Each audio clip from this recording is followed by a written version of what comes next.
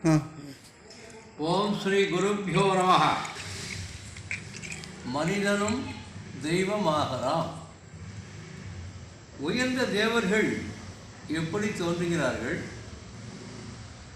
மனிதனுக்கு தாழ்ந்த மிருகம், பறவைகள் போன்ற பிறவிகள் எப்படி ஏற்படுகின்றன என்பதையெல்லாம் அஞ்ஞானிகள் தெரிந்து கொள்ள முடியாது. தியானத்தினால், அபியாசத்தினால் சந்நியாசிகள், பற்றற்றவர்கள் இதை தெரிந்து கொள்ளலாம். ஞானி புண்ணிய பாவங்களுக்கு ஆட்பட மாட்டான். அஞ்ஞானி புண்ணிய பாவங்களுக்கு ஆட்பட்டு சம்சாரத்தில் வீழ்கிறான். அகிம்சையோடு இருப்பதாலும், இந்திரிய விஷய சுகங்களில் ஈடுபடாமல் இருப்பதாலும் அல்லது அளவோடு இருப்பதாலும், வேதம் கூறிய நித்திய கர்மாக்களை கடைபிடிப்பதாலும், தவம் செய்வதாலும், இறை வழிபாட்டாலும், தான தர்மங்களாலும் இவ்வுலகத்தார் மோட்சத்தை அடைகின்றனர்.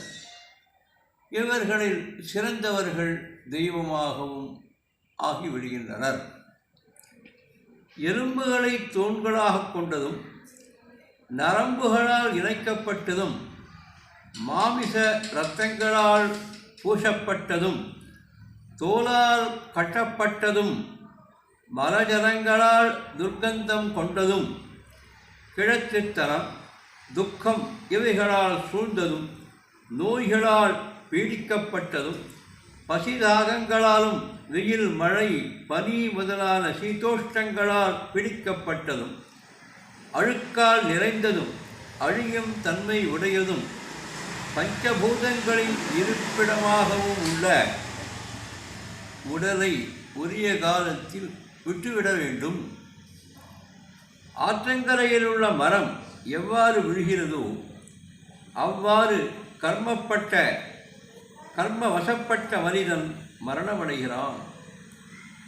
மரத்தில் இருக்கும் பறவை சுதந்திரமாக எவ்வாறு நினைத்தபோது மரத்தை விட்டு செல்கிறதோ அவ்வாறு ஞானி தன் இச்சைப்படி தேகத்தையும் சம்சார பந்தத்தையும் விட்டுவிடுகிறான். பிரம்மஞானியிடம் பிரியமாக இருப்பவர்கள் அவன் செய்த புண்ணியத்தை அடைகிறார்கள். வெறுப்போடு இருப்பவர்கள் அவனது பாவத்தை அடைகிறார்கள். இவ்வாறு புண்ணிய பாவங்கள் அற்று ஞானத்திலிருந்து பிரம்மலோகத்தை ஞானி அடைகிறான்.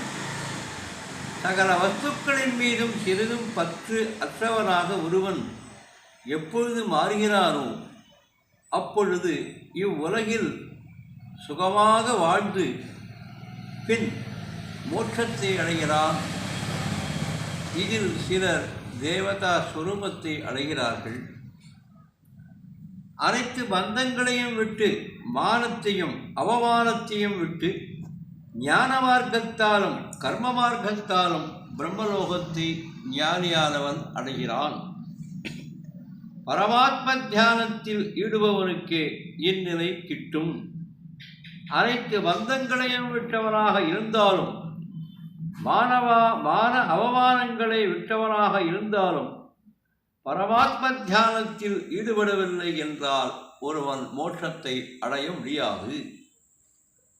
யஜ்ஞங்களை பற்றியும், தெய்வங்களை பற்றியும், ஜீவாத்மாவை பற்றியும் வேதாந்தங்களில் சொல்லப்பட்டிருப்பதை சதா நினைவு கூர்ந்தபடி இருக்க வேண்டும் என்று யார் கர்மபந்தங்களையெல்லாம் விட்டு இறைவனையே தியானிக்கிறார்களோ அவர்கள் இறந்த பின் மோட்சத்தை அடைந்து தெய்வமாகவும் மாறுகின்றனர் என்று